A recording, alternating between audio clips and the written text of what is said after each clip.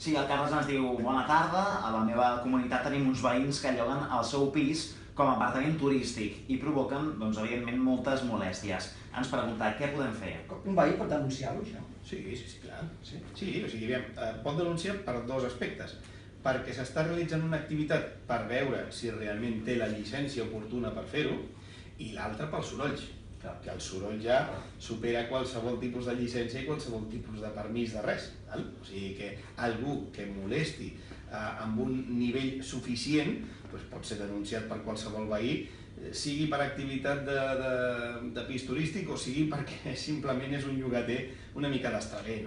Vull dir que són dues qüestions, però si la pregunta va més orientada pel tema de pisos turísticos aquí en la comunitat, doncs hi ha diferents normatives. Si hi ha un veí que es veu amb aquestes situacions, podria trucar.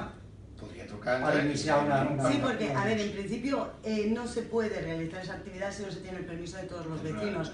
Con lo cual, esta persona que se está quejando, si dio el permiso hace poco, es extraño que ahora se queje. Quizá no lo dio y esa actividad se está realizando sin los permisos debidos. És que és això. Segurament és així. Llavors, evidentment, qualsevol pot denunciar algú altre que està fent una activitat il·lícita perquè no té el permís. Si tenia un cas.